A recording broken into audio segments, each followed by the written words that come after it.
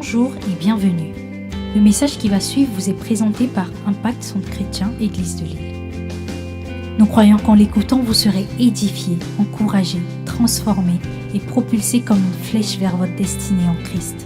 Nous vous souhaitons une excellente écoute et que Dieu vous bénisse. C'est une institution. L'institution est au-dessus des individus. Est-ce que tu me suis? C'est au-dessus des individus. Donc, cette institution est née bien avant les hommes. Est-ce que tu me suis? Si ça ne dépend pas des hommes, donc qui est des hommes, qui n'est pas d'hommes, l'institution existe. On est d'accord, non? Ce matin, tu vas comprendre que la première fois qu'on parle de Pâques en tant que tel, c'est ce que nous avions dit la dernière fois. On a parlé de Pâques quand Dieu voulait libérer le peuple d'Israël de la mort. Quand il voulait libérer son peuple de la mort, il a fait appel à une autre technique. Parce que 9 fois, il y a eu des fléaux qui ont frappé l'Égypte. Il suffisait d'être localisé à Goshen. Goshen, c'est l'endroit où habitait le peuple de Dieu. Donc, c'est une adresse. Quand tu es localisé là, quand il y a les grêlons, c'est comme ici. Là, le temps est gris aujourd'hui, n'est-ce pas? Mais gloire soit rendue à Dieu, ça ne t'a pas découragé. Est-ce que tu peux acclamer Dieu pour ta propre vie? Ça ne t'a pas découragé. Donc, ce temps est gris ici. Mais tu es d'accord avec moi qu'il y a un autre endroit ici, en France, où il fait beau. Ce matin. Voilà. Donc, l'endroit où il fait beau, c'est Goshen.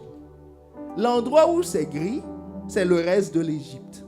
Tu vois? Donc, c'est une question de localisation. Si tu habites l'endroit où il fait beau, est-ce qu'il fera beau pour toi ou pas? Voilà. Est-ce que tu auras moins 2 degrés? Non. Tu auras de la chaleur. Voilà, c'est ce qui s'est passé à Goshen. Tous ceux qui se localisaient à Goshen avaient le beau temps, avaient la tranquillité. Les mouches volaient. Il y avait la troupe de mouches qui volait. Quand ils arrivent, le commandant de bord leur dit, nous nous approchons du point où il faut virer.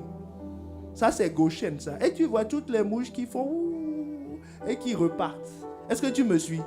Parce que c'est une localisation. Parce que cette zone était protégée par la présence du Saint-Esprit, la présence de Dieu. Donc, 9 fois, il y a eu des drames en Égypte. 9 fois, le peuple a été préservé. Mais quand il s'agissait de la mort, Dieu dit, les amis, ce n'est pas la peine de se localiser à Goshen. Il faut absolument que vous changiez de technique. Cette technique, c'était quoi? Il fallait sacrifier l'agneau. Que quelqu'un dise agneau. Et avec le sang de l'agneau, mettre ce sang sur le linteau des portes. Donc, que tu sois à Goshen ou pas à Goshen, il te faut le sang. Sinon, quand l'ange de la mort va passer, tu peux dire, je suis petit-fils d'Abraham, je le connais bien. Voilà, il m'a donné une bague, c'est caché ici. Qu'est-ce que je veux dire par là? Contre la mort, tu peux dire, je viens à l'église. Je viens quoi. Physiquement, je suis présent ainsi de suite. Ça ne suffit pas. Il faut qu'il y ait le sang de l'agneau sur toi. Est-ce que tu me suis? Parce que tu admets avec moi que la mort, c'est un autre problème. On est d'accord, non? On a des problèmes dans la vie, mais le problème de la mort, ça, c'est une catégorie à part. Parce que si on dit maintenant, quelqu'un dit non, moi, ma voiture est tombée en panne. Bon, on lui dit, bon, tu préfères une voiture en panne ou on te tue? Qu'est-ce que tu vas choisir? Qu'est-ce que tu vas choisir? Voilà, tu as dit non, que ma voiture soit toujours en panne. Tu peux leur dire, vendez la même si vous voulez, ce n'est pas un problème, mais conservez-moi la vie. Parce que c'est un problème à part. Est-ce que tu me suis? C'est un problème à part. Donc, il faut une solution particulière. Aux problèmes spéciaux, des solutions spéciales. Est-ce que tu me suis? Donc, Dieu a dit au peuple, il vous faut manger l'agneau et mettre son sang comme un signe sur la porte. Les linteaux de vos portes, donc le haut de vos portes. Et c'est devenu une institution en Israël. Parce que c'est la consigne de Dieu. Il dit, à partir de maintenant, vous célébrerez la Pâque. Et quand Jésus est venu, donc tout ce peuple est mort, n'est-ce pas? Tous ceux-là qui ont célébré la Pâque, ils sont morts. Mais maintenant, Jésus, qui est leur petit-fils, est arrivé. Et Jésus confirme la Pâque. Et lui-même, il célèbre la Pâque. Tu trouves ça dans Matthieu 26. Matthieu 26, le verset 26 à 29, où Jésus lui-même célèbre la Pâque. Il dit, pendant qu'il mangeait, Jésus prit le pain. Et après avoir rendu grâce, il le rompit et le donna aux disciples et dit, prenez, mangez, ceci est mon corps. Et il prit aussi une coupe. Après avoir rendu grâce, il leur donna en disant, buvez-en tous, car ceci est mon sang, le sang de l'alliance. Il est en train de rejouer la scène de la sortie d'Égypte. Est-ce que quelqu'un me suit? Maintenant, l'agneau est devenu du pain et le sang est devenu du vin. Mais ça a été perpétué.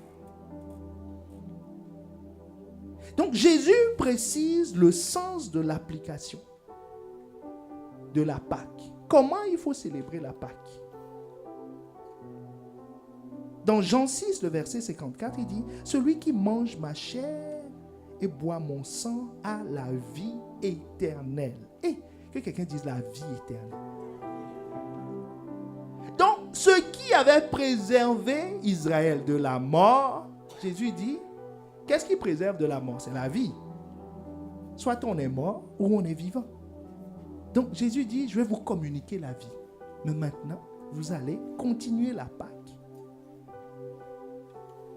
en mangeant ma chair et en buvant mon sang. Donc dans la nouvelle alliance, la chair de l'agneau, comme je disais tout à l'heure, est devenue le pain et le sang de l'agneau est devenu le vin. Si tu me suis, dis je te suis. Je te montre les différences. Nous sommes en train d'avancer, n'est-ce pas? Avant, tu mangeais l'agneau et tu mettais le sang sur le linteau des portes, n'est-ce pas? Donc les gens ne buvaient pas le sang. Dans la nouvelle alliance, tu manges et tu bois. Est-ce que tu vois la différence? Tu ne vas pas prendre le vin pour l'asperger sur ta porte. Si tu es locataire, le bailleur ne sera pas content. Mais maintenant, les mêmes choses demeurent, mais tu manges et tu bois. C'est très important de comprendre cette différence. L'institution demeure. Est-ce que quelque chose a changé? Rien n'a changé. L'institution demeure. Mais Jésus, qui est l'ordonnateur de l'institution, précise ce qu'il faut faire. Donc, dans l'ancienne alliance, le sang servait à marquer la maison, n'est-ce pas? Et dans la nouvelle alliance, le sang, le vin, sert toujours à marquer la maison. Mais avant, c'était une maison en briques. Maintenant, c'est toi la maison. Est-ce que quelqu'un me suit? C'est toi la maison. Donc, c'est toi qui vas être marqué. C'est-à-dire que personne ne peut venir se cacher dans ton corps. Est-ce que c'est possible ça? En disant, parce qu'avant, il fallait se cacher juste dans la maison. Et tu es protégé. Maintenant, chacun avec le signe sur sa porte. Donc, c'est lui la maison. Donc, nous devons manger et boire le sang. Nous devons manger la chair et le sang de l'agneau, qu'est le vin, pour être préservé de la mort. Quelqu'un se demande, comme il n'a pas encore fait la formation 101, pourquoi la mort est... De quelle mort on parle en fait? Donc, ça veut dire que si je mange ce pain et je bois ce vin, je deviens immortel. Non, c'est une question qui est tout à fait sensée. Puisqu'on dit c'est contre la mort. On parle de quelle mort?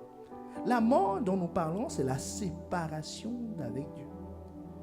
La séparation d'avec Dieu. C'est ça la mort. La séparation d'avec Dieu. C'est-à-dire, si tu ne connais pas Christ, tu es séparé de Dieu. C'est comme ça que la mort est rentrée dans l'humanité. C'est important de le savoir. Que la mort est rentrée dans l'humanité quand Adam et Ève ont désobéi à Dieu, donc se sont éloignés de Dieu. Là, la mort est rentrée. C'est comme ça qu'ils sont morts. Mais pour le terrasser, la mort a mis quand même 900 ans. Pour le terrasser, sans Dieu. Donc il avait un corps solide, comme tu as un corps solide, qui fonctionne bien. Mais par contre, quand on n'a pas Christ, on est vivant, on se promène, mais en réalité, on est mort. Parce qu'on est coupé de la source, qui est Dieu. Et les effets de la mort, c'est quoi? Les effets de la mort, je vous avais dit la dernière fois, la mort rend captif. C'est pour ça que les gens pleurent. Bon, il y en a qui disent, reviens, reviens. Bon, tu peux le dire, mais... D'ailleurs, ce n'est même pas une bonne chose de dire reviens, reviens. Parce que du moment où la personne meurt, la personne, c'est son corps. Est-ce que quelqu'un me suit? Saint-Esprit est en train d'interpeller quelqu'un qui prenait ça à la légère, qui pensait que c'est des émotions, que de dire, déjà de lui envoyer des messages. Donc vous avez tous assisté à des funérailles. Il y en a de toutes sortes.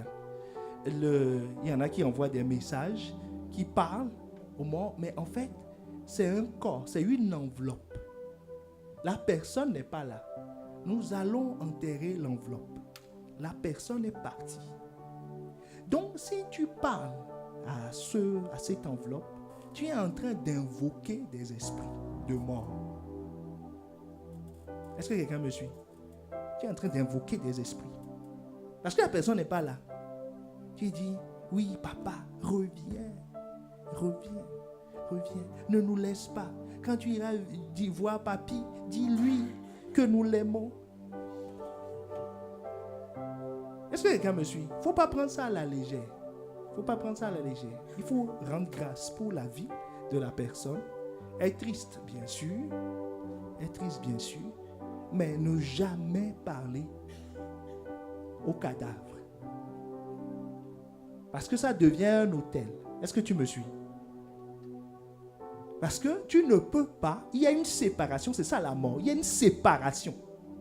Vous vous rappelez quand on avait étudié l'histoire de Lazare? Il y a une séparation.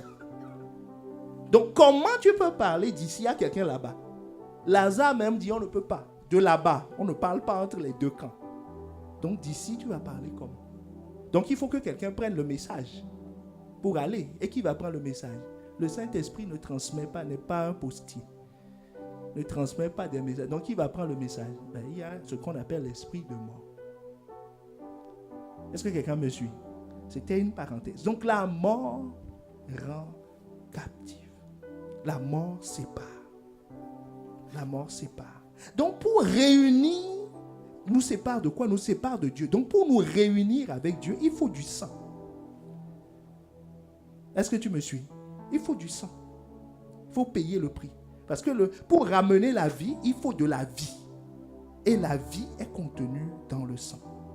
Autrement dit, Jésus nous dit ici, au verset, donc nous sommes dans Jean 6, versets 54 et 55, il dit, celui qui mange ma chair et qui boit mon sang a la vie éternelle.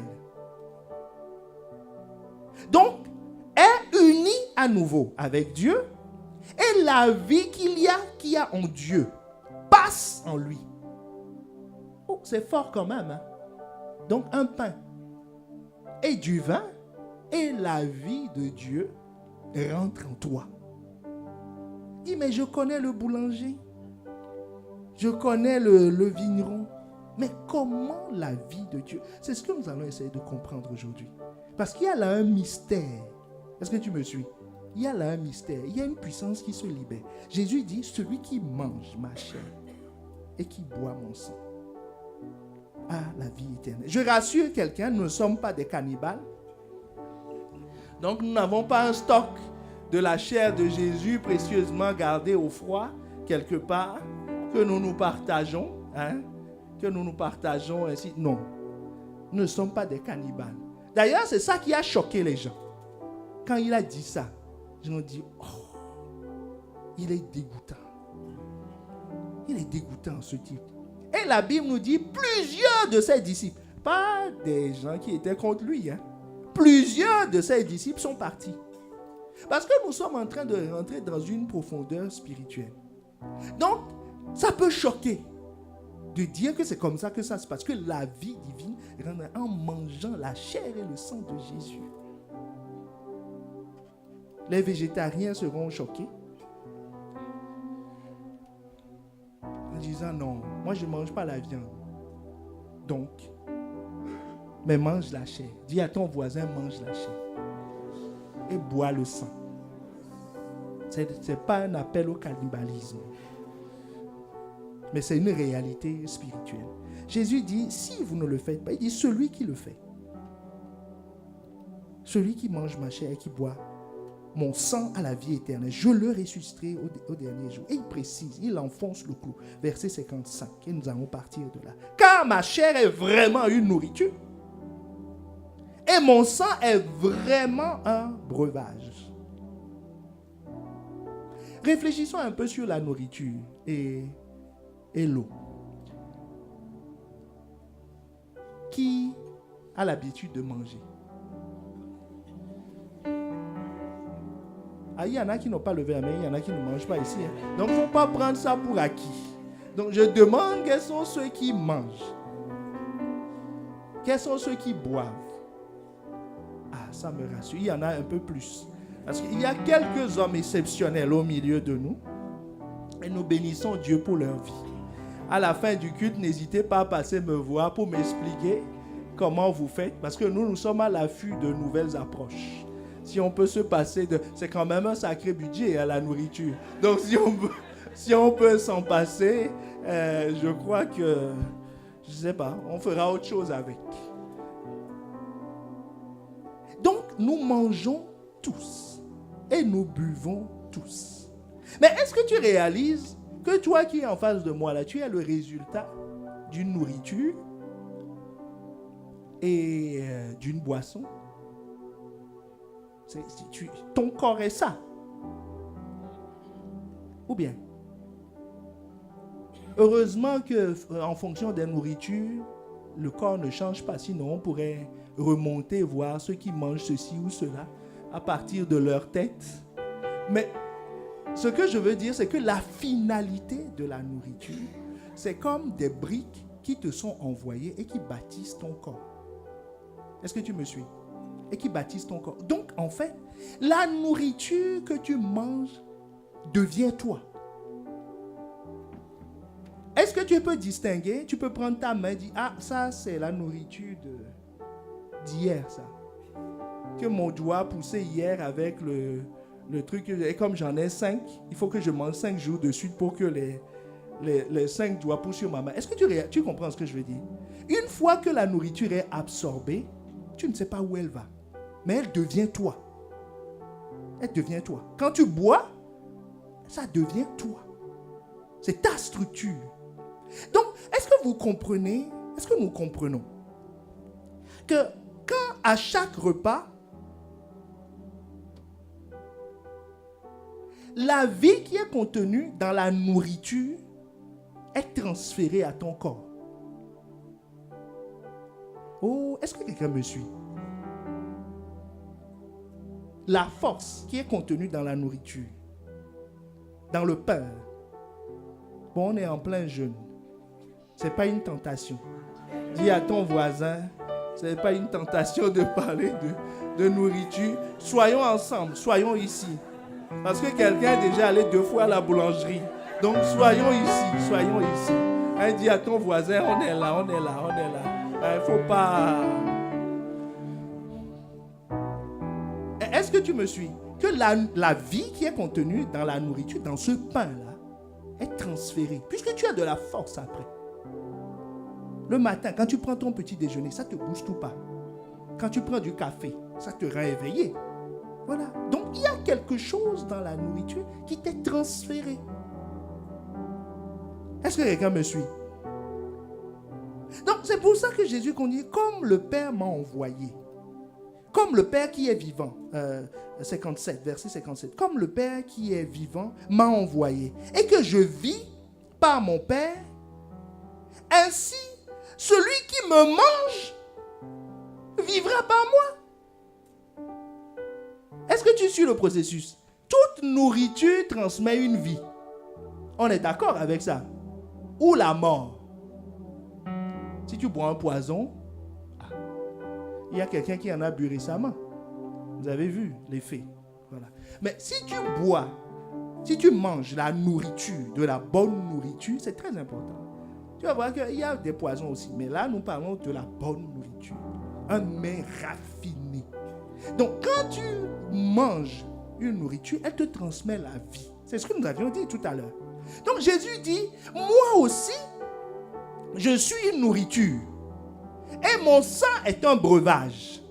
Et il te précise, verset 57, que j'ai la vie. C'est-à-dire, ce n'est pas la mort que cette nourriture transporte. Il dit, j'ai la vie. Il dit, quelle vie? Il dit, j'ai la vie qui est en Dieu. Que la vie de Dieu est en moi. Et que celui qui me mange va recevoir la même vie. Puisque c'est le rôle de la nourriture, c'est le rôle des boissons. De transmettre la vie. Il dit, mais si tu me manges, tu recevras la même vie en toi. Il continue, verset 58. C'est ici le pain qui est descendu du ciel. Il dit, ça c'est la bonne nourriture. Ça. Ouais, tu me vois comme ça, il dit, je suis la bonne nourriture. Le pain qui est descendu du ciel. Et il n'en est pas comme de vos pères qui ont mangé la manne et qui sont morts. Mais il ne faut pas sous-estimer la manne. La manne est puissante. À force de manger la manne, pendant 40 ans, ils ont tourné dans le désert. Même leurs chaussures bénéficiaient de la manne. Et ils mangent. La vie était tellement forte que ça transparaît dans les chaussures. Leurs habits. Leur corps, n'en parlons pas. Est-ce que tu me suis? Pendant 40 ans, leurs chaussures ne se sont pas usées. Il n'y avait pas de collection printemps, été, ou quoi. Il n'y avait pas ça. Pendant 40 ans, aucune de leurs chaussures ne s'était usée. Si quelqu'un était cordonnier, il va chômer pendant 40 ans. Les couturières et tout ça, n'en parlons même pas. Ce n'est pas la peine. Ça n'existait pas. 40 ans, à cause de la manne qu'ils ont mangée. Est-ce que tu me suis? Mais Jésus dit, ils sont morts à la fin. Donc cette vie ne les a pas préservés pour toujours. Mais il dit, moi, je suis le vrai. Il dit, ça c'était la copie. Maintenant, je suis le vrai. Si quelqu'un me mange,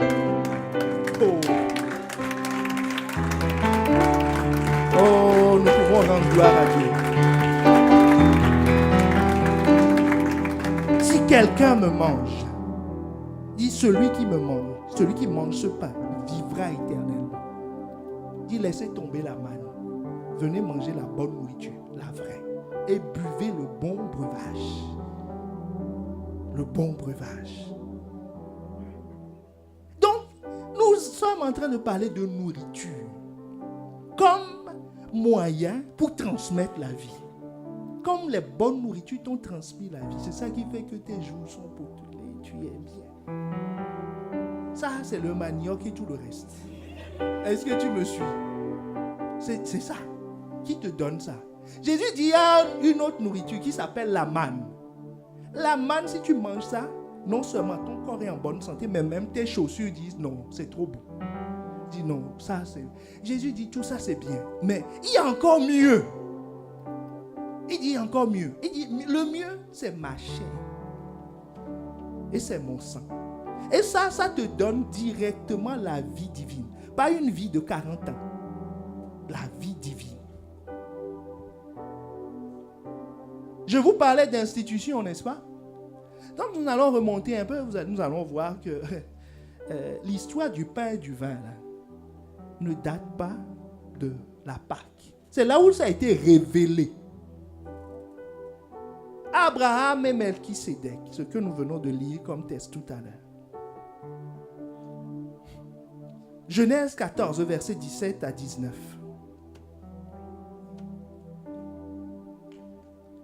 Après qu'Abraham fut revenu vainqueur de Kedorlaomer et des rois qui étaient avec lui. Le roi de Sodome sortit à sa rencontre dans la vallée de Chavé, qui était la vallée du roi. Melchisédek, roi de Salem, fit apporter du pain et du vin.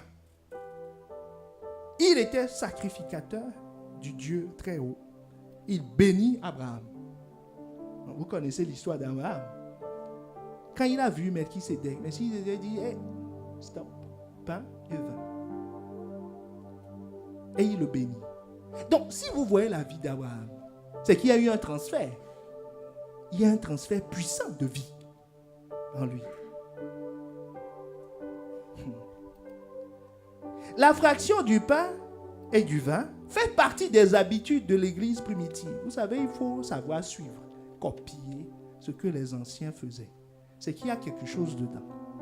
La Bible nous dit dans Actes 2, 42, « Il persévérait dans l'enseignement. » Que quelqu'un dise « dans l'enseignement. » Dans la communion fraternelle.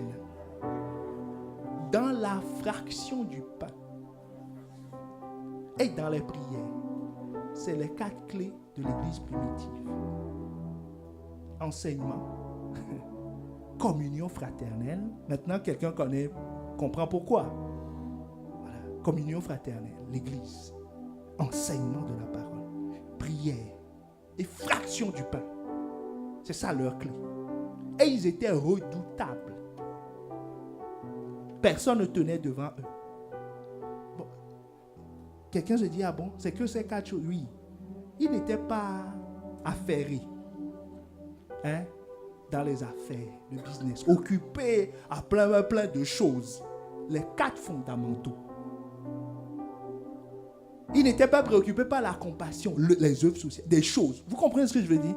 4 choses.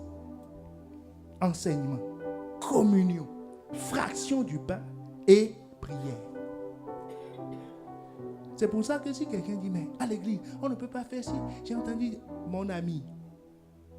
Enseignement, communion. Est-ce que quelqu'un me suit? Enseignement, communion, fraction, prière. Oh, ça c'est notre travail, ça.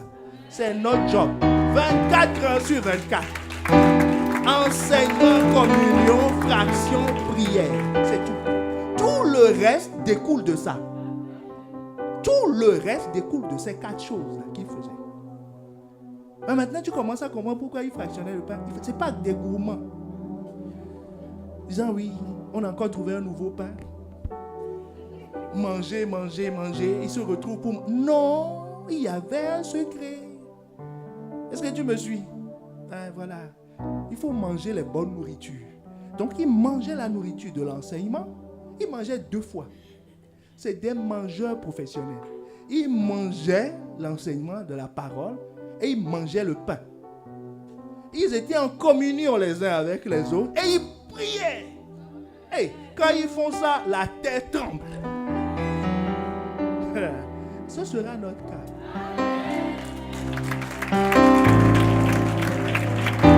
C'est pour ça que là, 21 jours de prière intensive. De prière intensive. Matin jusqu'au soir. On a les sujets. Matin jusqu'au soir. Temps de communion avec le Saint-Esprit. Temps de communion le soir les uns avec les autres. Et l'enseignement de la parole. L'enseignement de la parole. C'est ça qui change. C'est ça qui change. L'église n'est pas une œuvre sociale. L'église, enseignement, communion, puissance de la prière, fraction du pain. C'est notre activité, 24 heures sur 24. La Bible dit, ils persévéraient. Ils ne faisaient pas un jour, tous les jours. Ils enseignent. Tous les jours, ils sont dans la communion, ils vivaient ensemble. Ils étaient les uns en communion avec les autres. Jamais coupés. Il peut être au bout de la terre. Allô, ça va? La famille, ainsi de suite. Toujours en communion, toujours en communion. Et ils se voient. Que le Seigneur soit béni. Nous prenons le pain, nous buvons le vin. Et on prie. Feu. Est-ce que quelqu'un me suit? C'est ça l'œuvre. Vous savez, c'est ça que l'ennemi a compris. C'est ce qui fait qu'il veut atténuer l'effet de la fraction du pain. Pour le réduire à un symbole. Est-ce que tu me comprends? dit, bon, réunissons-nous. Alors, on va prendre le pain. Chacun dit, oh, c'est un moment important. C'est un pain croustillant. On se le partage et puis on est là. On dit, vous avez fait la Sainte Seine? Oui, on a fait. Là. Mon ami, quand on va parler Sainte Seine, tu dois dire. Tu dois commencer à respirer. Je vais absorber une.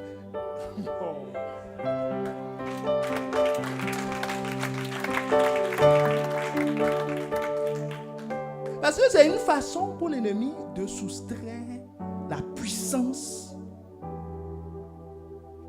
de l'Église. Parce que il vous manquera, c'est comme une chaise à 3 pattes. Est-ce que tu me suis? À 3. L'équilibre n'est pas... Il ne faut pas aller de certains côtés parce que ça peut basculer à tout moment. Mais quand c'est 4, l'enseignement. L'Église doit être remplie d'enseignement. On doit enseigner tout le temps. On n'a pas dit prédication, enseigner. Si on prend le thème, on le décortique. On enseigne continuellement. On est dans la communion. Si quelqu'un veut perturber la communion, il dit, hey, pas ça ici. Le feu. Il n'y a pas ça ici. La communion ne peut pas être perturbée. C'est un pilier de l'Église. La fraction du pain, c'est une réalité. On ne peut pas badiner avec ça parce que Jésus dit c'est une institution. Donc c'est au-dessus de nous. C'est au-dessus de nous. C'est une institution. Donc il faut le faire. Et Jésus lui-même le fait à ses disciples. Et il dit qu'il faut persévérer dans la prière. Donc nous sommes en communion les uns avec les autres et en communion avec Dieu. C'est ça la force de l'Église. Oh, que quelqu'un me dise un bon amen. Donc il est impératif de manger la Pâque. Nous allons voir ensuite qu'il est impératif de préparer la Pâque. Et nous verrons à la fin les avantages. Bon, maintenant que nous avons parlé de nourriture, quelqu'un comprend qu'il faut manger. Donc Jésus, je le relis, le même texte, Matthieu 26, verset 26 à 21, il dit, pendant qu'il mangeait, Jésus prit le pain et après avoir rendu grâce, il le rompit et le donna aux disciples en disant, prenez, mangez, ceci est mon corps. Dis à ton voisin, prends et mange. Parce qu'il faut prendre et manger. Il ne faut pas prendre seulement, il faut manger aussi. Vous savez pourquoi il faut prendre et manger? Nous sommes en train de parler de choses spirituelles, n'est-ce pas? Parce que quelqu'un depuis longtemps est passé du naturel au spirituel.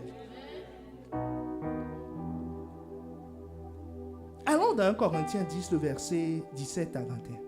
Vous allez voir que ce que tu manges détermine le contact que tu as avec le monde spirituel.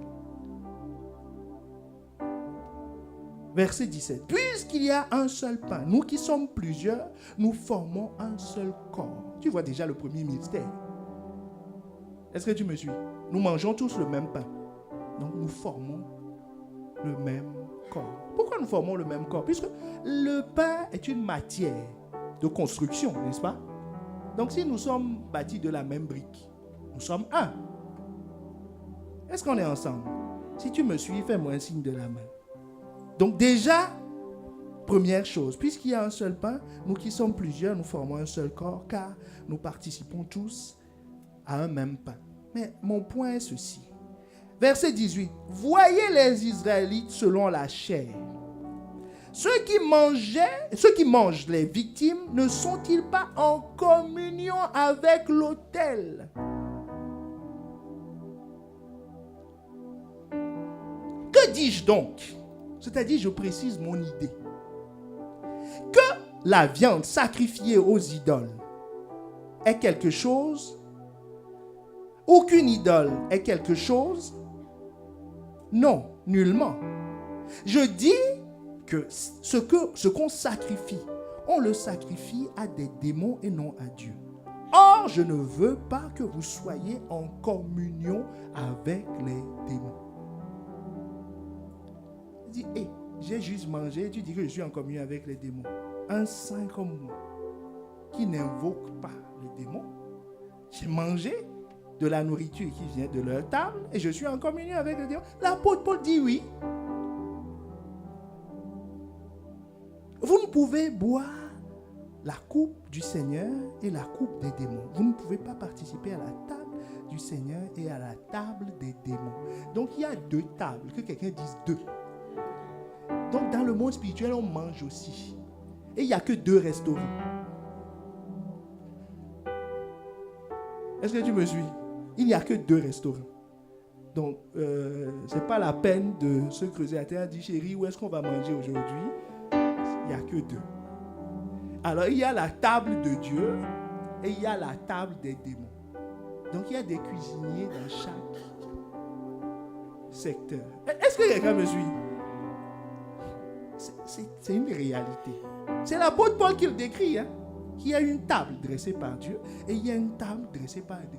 Et que la table est le moyen de communion.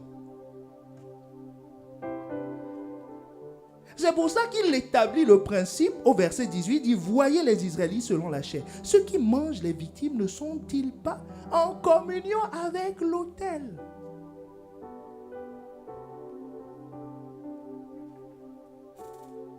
Donc, un être humain peut recevoir, c'est-à-dire être en communion. En communion veut dire quoi? Avoir tout en commun avec un esprit. C'est-à-dire ses capacités, ses richesses, la vie qui l'anime. Parce que chaque esprit a sa vie. La vie de Satan, c'est la mort.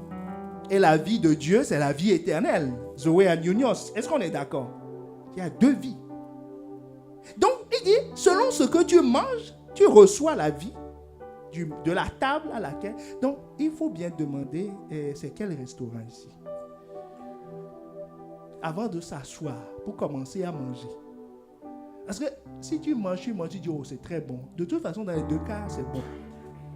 Très bon. Mais ce qui est transmis n'est pas la même chose. Ouais, quand on va chez les féticheurs, des choses comme ça, on fait boire des choses aux gens. On leur donne des choses à manger. Pourquoi? C'est pour entrer en communion directe. Que quelqu'un dise direct. Sans interposition avec le démon. Tout de suite. Il te branche. Comme ça, il te fait check. Dis à partir d'aujourd'hui, on est ensemble. Nous sommes en communion. Donc, tout ce qui est en moi est à toi. Nous venons de nous marier. Tout ce qui est à toi est à moi. Parce que c'est dans les 2 sens. Hein? Tout ce qui est à toi est à moi. Tout ce qui est à moi est à toi. Mais comme lui, il est déchu et qu'il n'a en réalité rien. Est-ce que tu me suis? Donc, en réalité, tout ce qui est à toi est à moi. C'est là où la soustraction commence. C'est là où les divisions commencent. Parce que vous êtes 2 à partager peu de choses. Est-ce que tu me suis? Mais nous ne sommes pas là pour parler de ça.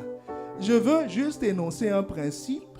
Disons que par la nourriture, l'apôtre Paul nous explique qu'on rentre en communion avec un monde spirituel.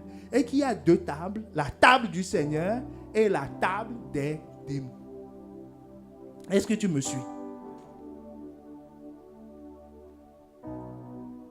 Comment on s'assoit à cette table? Ce n'est pas l'adoration et en obéissant. C'est en mangeant simplement. Vous comprenez pourquoi Jésus, avant de manger, a rendu grâce, a consacré le pain. En disant à Dieu, ce pain t'appartient. Autrement dit, c'est de ta table. Nous te le donnons. C'est de ta table. Donc, si je mange ce pain, je suis en communion avec l'autel de Dieu. C'est pour ça que dans l'autre monde, avant de donner la nourriture, de faire boire l'eau, de faire tout ce qu'on doit faire, c'est consacré. Dis, parce que c'est là-bas aussi, c'est de l'eau qui a été prise à la fontaine ou au puits. Hein. C'est pas de l'eau, même si ça tombe du ciel, c'est de l'eau, quoi. Mais du moment où c'est consacré, ça devient autre chose. Entre parenthèses, hein, donc c'est pour ça que quand tu vas au restaurant, rends grâce, consacre. C'est pour toi. Consacre le repas. Je le prends avec action de grâce. Que ce repas est consacré au Saint-Esprit. Voilà. Si tu dis, les crevettes sont trop bonnes. tu manges deux, puis tu dis merci Seigneur pour le goût. Est-ce que quelqu'un me suit? Alors que ça a été mis dans les mains de quelqu'un en lui disant toute cette nourriture est pour ta gloire. Dis à ton voisin, aïe, aïe, aïe, aïe, aïe. Donc, suis la parole de Dieu, respecte ses consignes. Est-ce que quelqu'un me suit? Respecte ses consignes. Il faut rendre grâce. Donc, il y a la vie qui se transmet. Donc, le principe de la communion avec un être spirituel passe par le repas.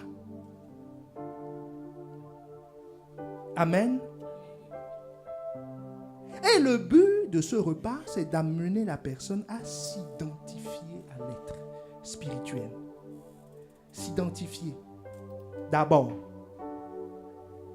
par la consécration. Et la deuxième chose, à communier, à mettre en commun vos choses. Donc, manger la chair, c'est entrer en communion avec la personne qui est le propriétaire de la chair. Est-ce que tu me suis? Parce que la chair de Jésus ne peut pas être consacrée aux idoles. Le pain, oui. Mais il dit, si vous donnez ma chair, vous consacrez ma chair et vous consacrez le vin comme étant mon sang, la vie de Dieu viendra en vous. Est-ce que quelqu'un me suit?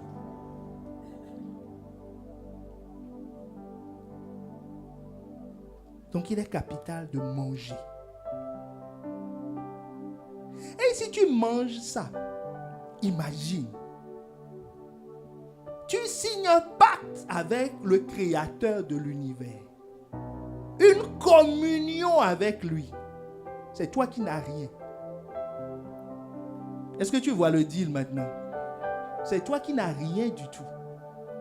C'est lui qui a tout. Quel business?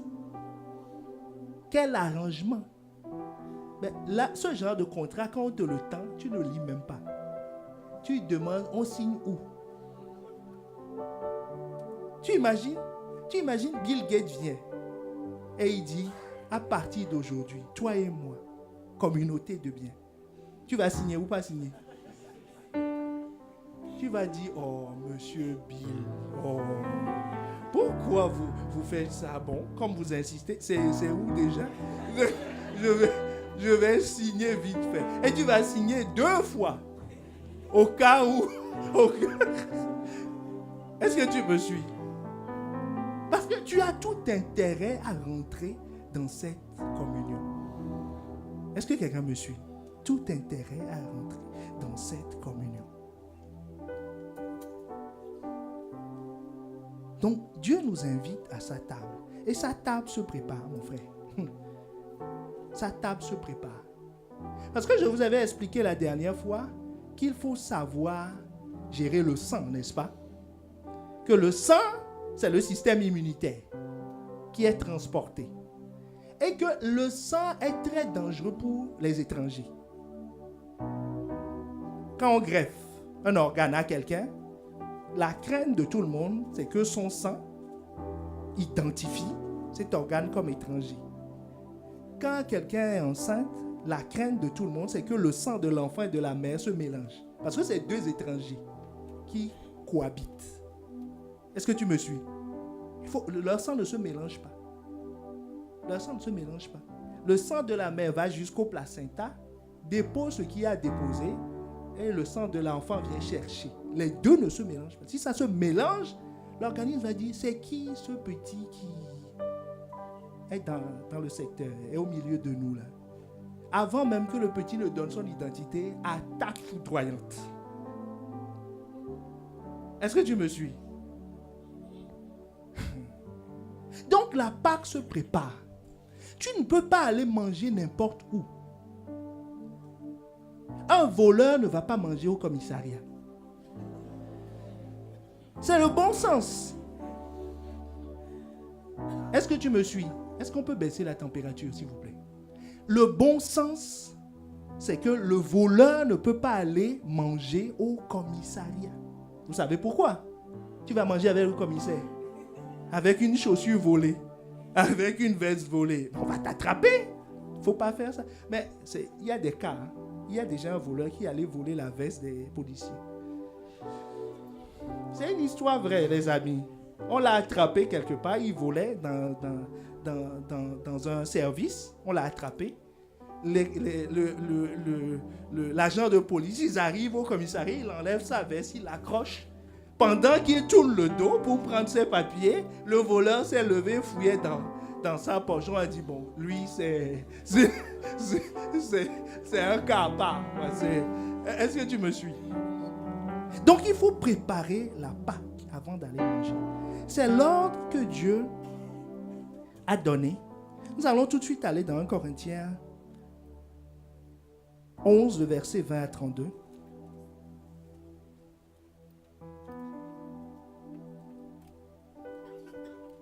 Parce que dans l'Ancien Testament, la dernière fois, nous avions vu comment il fallait préparer la Pâque.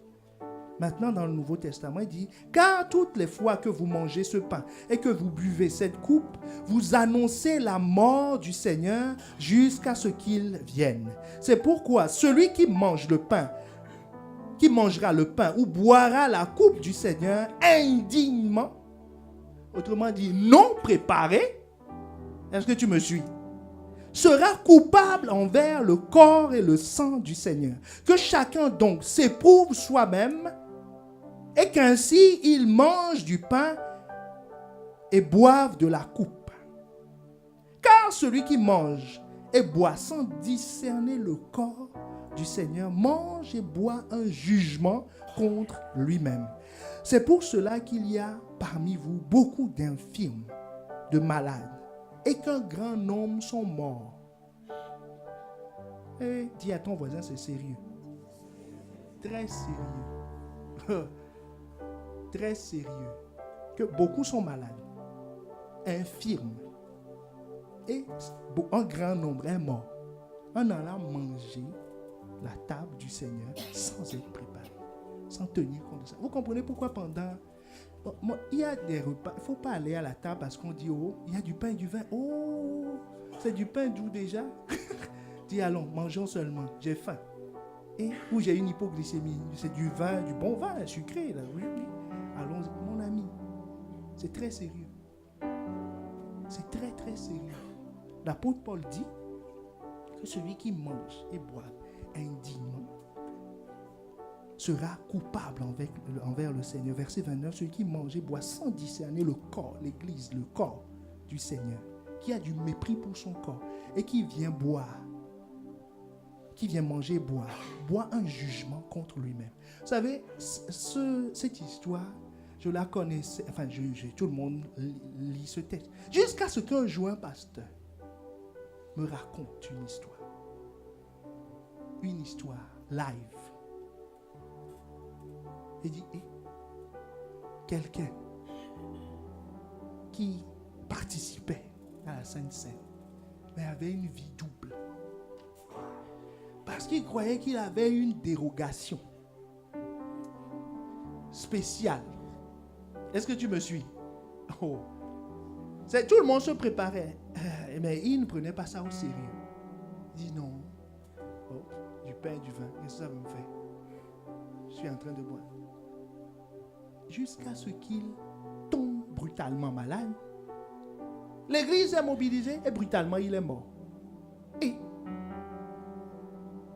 c'est après qu'on découvre, c'est le pasteur qui me racontait ça, c'est après qu'on découvre que c'est lui-même qui l'a dit d'ailleurs. C'est lui-même qui l'a dit. Qu'on découvre qu'il avait un pied dedans, un pied dehors.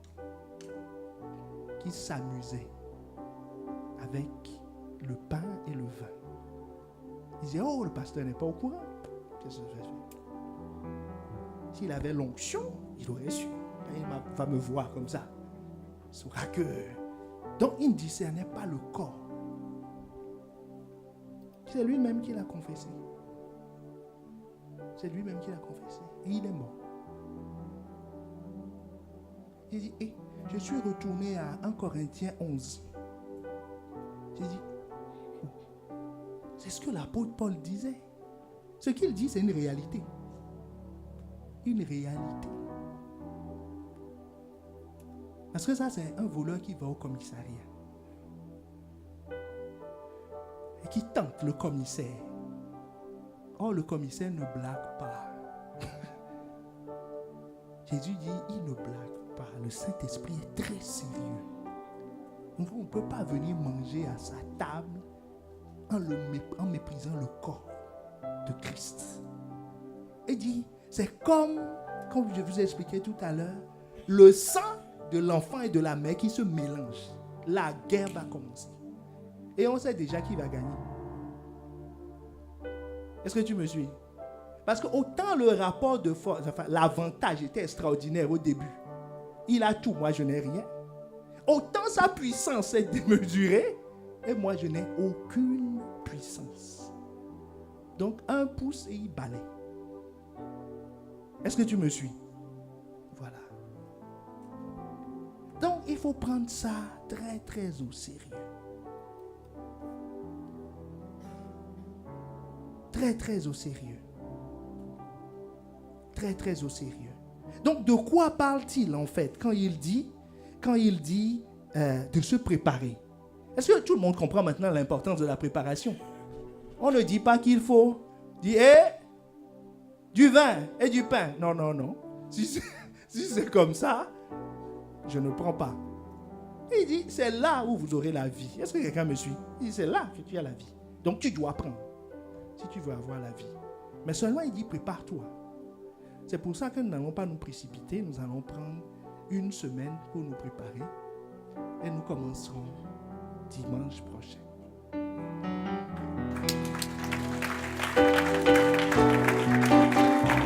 Parce que nous ne voulons pas organiser d'enterrement. Nous ne voulons pas prier pour des malades. Un malade qui ne guérira pas, puisque tu vas chasser quel esprit de maladie? C'est le Saint-Esprit lui-même. Est-ce que tu me suis? Tu vas faire quoi? On ne peut que demander grâce. Est-ce que quelqu'un me suit? Mais ce ne sera pas ton cas au nom de Jésus. C'est la vie que tu vas avoir. C'est la vie que l'Église va avoir. Mais l'avertissement nous évite de boire un jugement contre nous-mêmes. Dans les exigences, donc nous sommes en train de parler d'exigences, n'est-ce pas? Que quelqu'un dise exigence.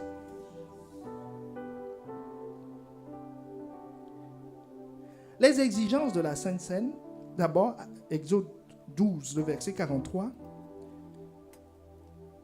L'Éternel dit à Moïse et à Aaron, voici une ordonnance au sujet de la Pâque. Aucun étranger n'en mangera. On en a parlé la dernière fois. Celui qui n'a pas donné sa vie à Christ ne peut pas venir à cette table.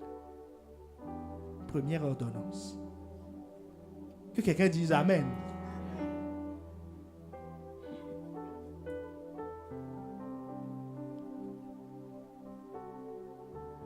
Acte 12, verset 47 à 48 dit toute l'assemblée, donc toute l'Église, c'est la consigne.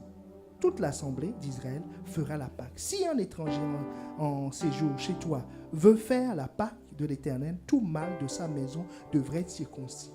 Il dit, pour un étranger, il n'y a aucun problème, mais il faut qu'il donne sa vie. C'est tout. Il n'y a aucun problème. Il faut qu'il donne sa vie et il sera accepté. Mais aucun incirconcis n'en mangera. Est-ce que tu me suis? La deuxième chose, c'est que le pain était sans levain. Que quelqu'un dise sans levain. Le pain de la Pâque était sans levain. Car dans la Bible, le levain représente le péché. L'hypocrisie, la jalousie, la calomnie, l'orgueil, la débauche, les rivalités. Galates 5, 19 et 20. Et 20 et 21 plutôt. Est-ce que quelqu'un me suit? Qu'est-ce qu'on dit? Est-ce que ça veut dire qu'il n'y a que les saints qui prennent la Sainte Seine? Donc quand quelqu'un prend la Sainte Seine, on dit waouh! On va changer son nom. On va dire Sainte. Ceci, on dit non, tu es trop fort. Tu n'as fait aucun péché. Il dit non, mon gars, je te parlerai du secret après. je suis clean. Est-ce que c'est de ça dont on parle? Le péché nous enveloppe si facilement. Mais ce dont on parle, c'est que il ne doit pas avoir de levain. C'est-à-dire, je ne peux pas accepter qu'il y ait de l'orgueil dans ma vie. Est-ce que tu me suis? Je ne peux pas être un débauché professionnel et venir à cette table. C'est-à-dire, j'ai accepté ce péché. J'ai dit, je viens avec. C'est-à-dire, c'est du levain. Je le sais. Mais je ne m'en débarrasse pas. Ça ne me gêne pas. Ça ne me pose aucun problème. Je dis, Dieu va tolérer. Est-ce que tu me suis? C'est comme le voleur qui arrive et qui dit, j'ai volé une voiture, mais là, j'ai que la clé sur moi. Je n'ai pas ramené toute la voiture. Mais je sais que c'est du vol quand même, mais ce n'est pas grave, j'ai que la clé. C'est-à-dire, oui, moi, il ne faut pas trop me titiller. Je sais que je suis orgueilleux. Je le sais. Mais je ne vole pas. Est-ce que tu me suis? Moi, je ne vole pas. Je ne mens pas. Je suis juste orgueilleux. Est-ce que c'est une bonne chose? Non. Est-ce que tu veux t'en débarrasser? Non. Non. J'ai que ça. Est-ce que quelqu'un me suit? J'ai que ça. Dis non. Est-ce que je peux? Est-ce que l'orgueil peut se manifester un moment dans ma vie? Oui. Mais dès que je vois ça, je dis, hey, Seigneur. Hey. C'est-à-dire, j'expulse le levain. Je dis, ne m'accompagne pas. Non, je ne veux pas de problème. Je m'en débarrasse. Est-ce que la jalousie peut monter dans le cœur d'un nous? Oui. Mais je dis, hé, Seigneur, comment je peux jalouser quelqu'un? C'est comme si je ne reconnaissais pas ta seigneurie. Je croyais que j'obtiens les choses par moi-même. Pardon. Est-ce que quelqu'un me suit? Voilà. Je n'accepte pas ces choses. Je ne les garde pas avec moi. Je ne vais pas vivre dans la débauche en disant, oui, c'est normal. Dans ma famille, tout le monde fait ça. Mais moi, au moins, je suis converti. Il faut déjà rendre grâce à Dieu pour ça. Est-ce que tu me suis? Non, je ne peux pas avoir de levain en moi. Je dois être préparé. Donc, je me sonde. Disant, Seigneur, s'il y a quelque chose qui est en moi, qui ne te glorifie pas, je demande pardon, estirpe-le. Mais j'ai besoin de boire. J'ai besoin de manger. Parce que c'est ton ordonnance. Tu as dit toute l'assemblée. Je ne vais pas être à côté. J'ai besoin de ta vie. Est-ce que quelqu'un me suit? J'ai besoin de ta vie pour avoir la vie éternelle. J'en ai besoin. Donc je veux manger, je veux boire. Donc comme je veux manger, je veux boire, et comme ta vie pour moi est supérieure à tous les avantages que j'ai, parce que j'ai tout en toi, je suis prêt à me débarrasser de tout. Pour manger à ta table. Parce que c'est un affront aussi pour celui qui t'invite de lui dire je ne viendrai pas. Est-ce que quelqu'un me suit? Il dit venez manger, il dit non, je ne viendrai pas. J'ai d'autres choses plus importantes. Oh, est-ce que quelqu'un me suit? L'affaire devient sérieuse. Mais dis à ton voisin on est ensemble. Parce qu'il va te communiquer sa vie. La vie de Dieu est la vie qui détruit la vie du diable, qui est la mort. Donc tu as besoin de cette vie. Et si donc quelqu'un transporte la mort, cette vie va le détruire. Est-ce qu'on est ensemble? Mais si quelqu'un ne transporte pas la mort, cette vie va détruire la mort autour, mais lui communiquer la vie. Et c'est ce que Dieu veut pour toi. Que tu aies la vie, et la vie en abondance. Oh, est-ce que quelqu'un me suit? La troisième chose dans la préparation, enfin la deuxième chose dans la préparation, c'est se mettre à part. N'est-ce pas? Se sonder, se mettre à part. Et ne pas admettre de levain dans sa vie. C'est-à-dire, je ne peux pas tolérer donner une chambre au péché chez moi. Le péché peut toucher ma maison. Mais je sors mon Karcher, tout de suite je nettoie. Je dis, ne reviens pas. Et je ne deviens pas un nettoyeur professionnel non plus. Est-ce que quelqu'un me suit? En disant, bon, j'ai encore fait. Mais je nettoie. Est-ce que quelqu'un me suit? Mais ça veut dire que j'ai admis la chose. Mais je ne peux pas admettre. Même si c'est une lutte, la lutte continue. Je ne peux pas l'admettre. Est-ce que quelqu'un me suit? Je ne peux pas l'admettre. Donc la deuxième chose dans la préparation, c'est qu'il faut célébrer la Pâque. Il faut célébrer la Pâque.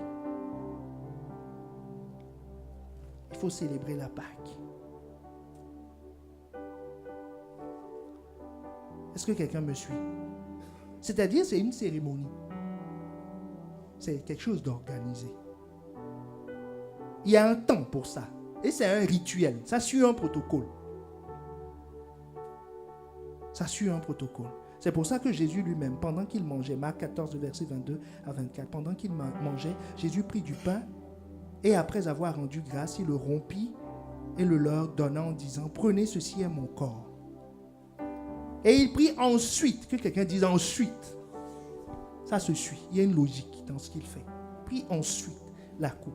Et après avoir rendu grâce, il la leur donna et ils burent tous.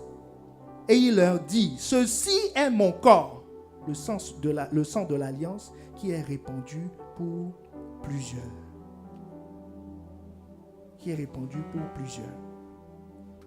Alors, quels sont les bienfaits de la Sainte Seine? Premier bienfait, ça te fait boire la coupe de bénédiction. 1 Corinthiens 10, le verset 16. La coupe de bénédiction que nous bénissons, n'est-elle pas la communion au sang de Christ? Et le pain que nous rompons, n'est-il pas la communion au corps du Christ? Que quelqu'un dise coupe de bénédiction. Donc il faut boire seulement parce que tu ne sais pas ce que c'est. Un cocktail. Est-ce que tu me suis? C'est un cocktail. Tu ne sais pas ce qu'il y a dedans. Mais tout ce qu'il y a dedans, c'est bénédiction. Donc, je bois. Dis oui. Bénédiction dans tous les domaines de ma vie. C'est contenu dedans. Sur le corps physique, je vous disais que ceux qui étaient dans le désert, qui ont mangé à la table du Seigneur, la manne. N'est-ce pas? On parle de la table du Seigneur. Ils ont mangé à la table du Seigneur 40 ans. Leurs chaussures ne se sont pas usées. 40 ans, leurs chaussures ne se sont pas usées. Mais il n'y a pas que. Élie, le prophète Élie, quand il fuyait Jézabel, allons dans 1 Roi 2, le verset 2 à 8. Oh, il faut que tu vois ça. On va lire le verset 8, faute de temps. Il se leva et mangea, parlant d'Élie. Et avec la force que lui donna cette nourriture, il marcha 40 jours et 40 nuits jusqu'à la montagne de Dieu. On n'a pas dit qu'il marchait 40 jours, il se reposait la nuit. Il a marché non-stop. Avec un seul repas, 40 jours et 40 nuits. Hey, tu imagines la potion que c'est, la force que ça donne. Ça, aucun organisme antidopage ne peut détecter ça. Est-ce que tu me suis? 40 jours et 40 nuits, un seul repas. Il n'a plus mangé 40 jours et 40 nuits en marche. Parce qu'il a été invité à la table du Seigneur. Donc, les effets sur ton corps, c'est l'immunisation. C'est la préservation. C'est la guérison. Parce que, rappelle-toi, ce que tu manges s'associe à ton cœur. S'assimile à ton corps. N'est-ce pas?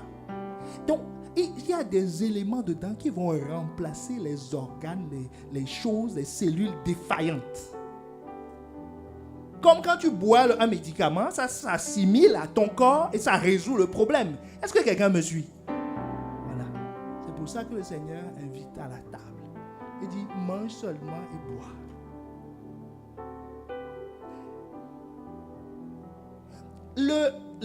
La scène, le fait de manger le pain et le vin te préserve même physiquement. C'est ta sécurité. Le texte que nous avions lu la dernière fois, 2 Corinthiens 6, le verset 16. Tu es préservé de toute agression corporelle, physique. 2 Corinthiens 6, le verset 16. Quel rapport y a-t-il entre le temple de Dieu et les idoles? Car nous sommes le temple de Dieu vivant, du Dieu vivant, car Dieu l'a dit, j'habiterai et je marcherai au milieu d'eux. Je serai leur Dieu et ils seront mon peuple. Et je vous disais la dernière fois, la bonne traduction, c'est pas au milieu d'eux, c'est que je vais patrouiller en eux. Est-ce que tu me suis? Comme un garde frontière. Comme un garde frontière. Le garde frontière fait quoi? Garde la frontière. Dis, toi tu es dehors, toi tu es étranger. Qu'est-ce que tu viens chercher dans ce pays? Est-ce que quelqu'un me suit? Il est à la frontière. Il dit, je patrouillerai en eux. Je patrouillerai en eux. Oh, est-ce que quelqu'un voit les effets? Premier effet, coupe de bénédiction. Deuxième effet, les effets sur ton corps physique. Dans ton corps physique, nous avons vu 3 effets. Immunisation, préservation, force surnaturelle, guérison, ce que nous voyons là, préservation de ton intégrité physique. Parce qu'il y a des patrouilleurs à la frontière.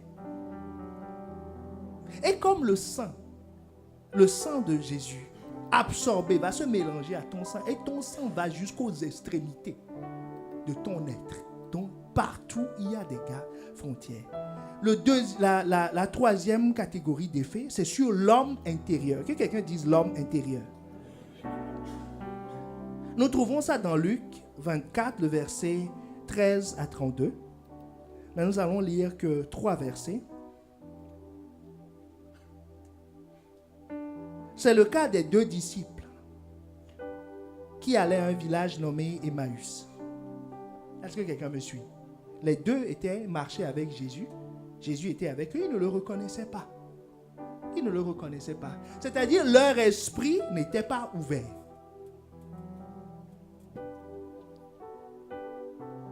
Et quand Jésus,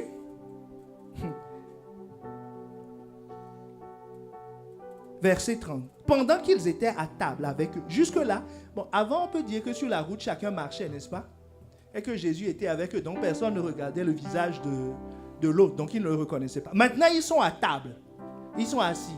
Ils ne vont pas s'asseoir tous les 3 en ligne. Ils avaient Jésus en face, mais ils ne le reconnaissaient toujours pas. Est-ce que tu me suis? Leur esprit ne s'est pas ouvert. Pendant qu'ils étaient à table, verset 30, avec eux, il prit le pain, et après avoir rendu grâce, il le rompit et le leur donna. Verset 31, alors leurs yeux s'ouvrirent. Et ils le reconnurent. Mais il disparut de devant eux. Est-ce que quelqu'un voit? Quand tu es à la table, quand tu manges, tu commences à dire, c'est quoi ça?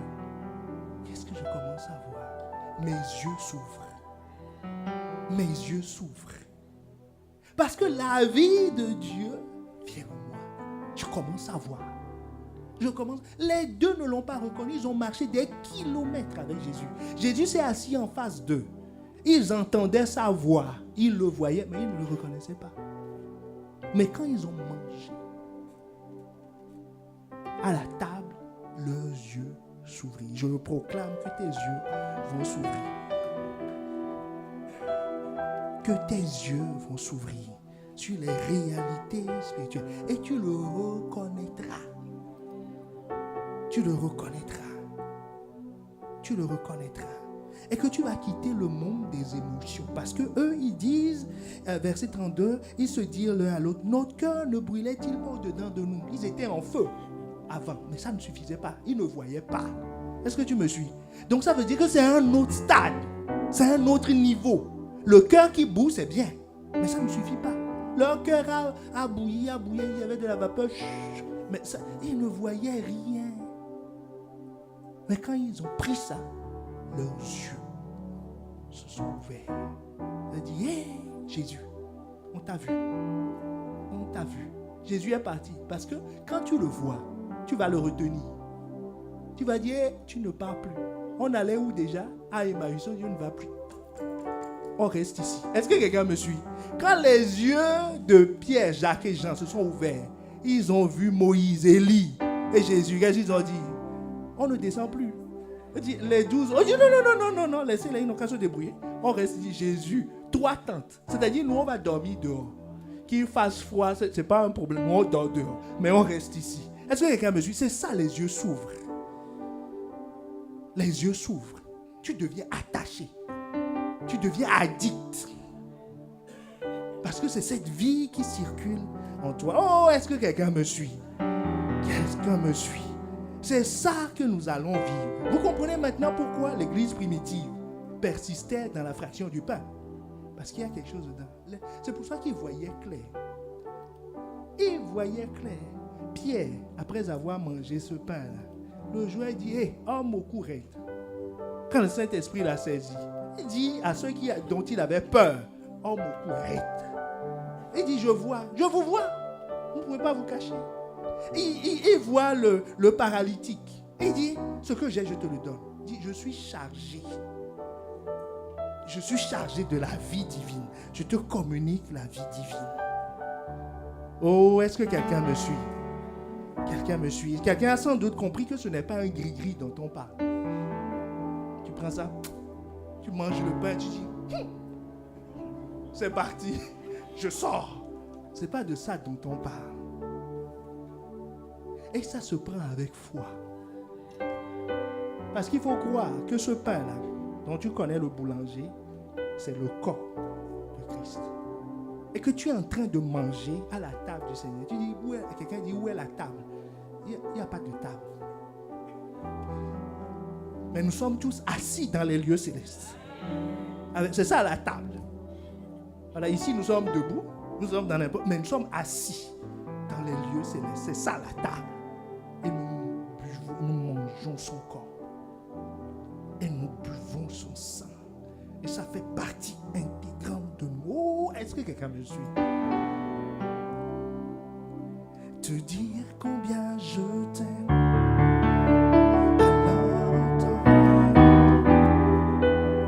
Ah, le Saint-Esprit veut communiquer la vie divine à quelqu'un. Je ne pourrai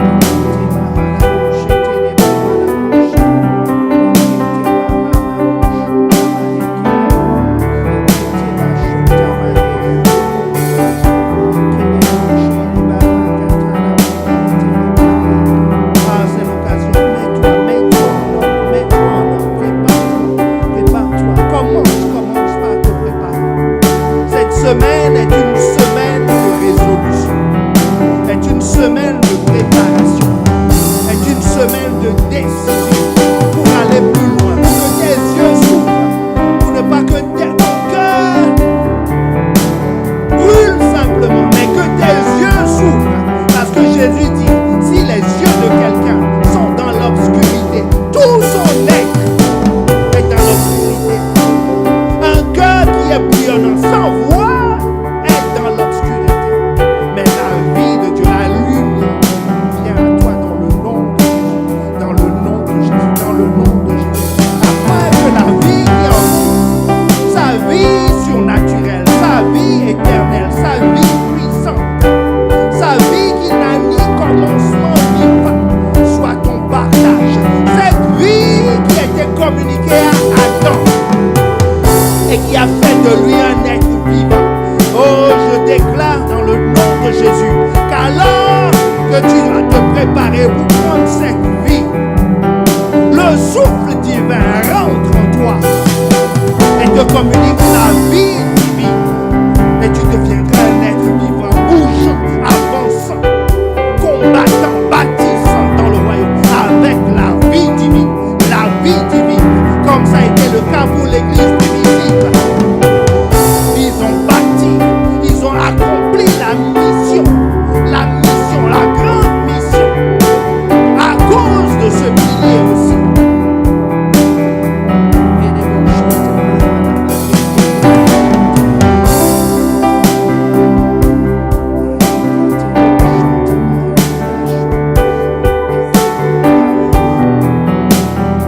Ah Seigneur, nous voulons que nos yeux s'ouvrent, que nos yeux s'ouvrent sur ta réalité, que ta vie coule en nous, qu'elle coule en abondance, qu'elle opère prodige, miracle, transformation. Seigneur, merci pour cette nouvelle dimension, pour ce quatrième pilier, cette quatrième activité fondamentale que Dieu donne à ton église ici à Lille. Et Seigneur, je déclare qu'à partir de ce jour, Seigneur, nous verrons de plus grandes choses que nous n'avions vues, de plus grandes choses que ce que nous avons fait, de plus grandes œuvres, Seigneur, des œuvres puissantes, des œuvres puissantes, des œuvres puissantes, inarrêtables, conquérantes, une église à ta gloire.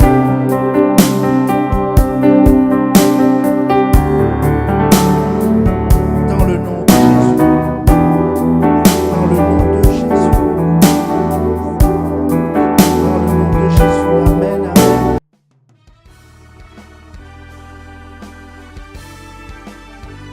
Nous espérons vivement que vous avez été édifiés par ce message. Pour en savoir plus sur notre Église, rendez-vous sur notre page Facebook Impact Centre Chrétien-Campus Lille ou téléphonez-nous au 33 7 83 88 23 16. À très bientôt et que Dieu vous bénisse.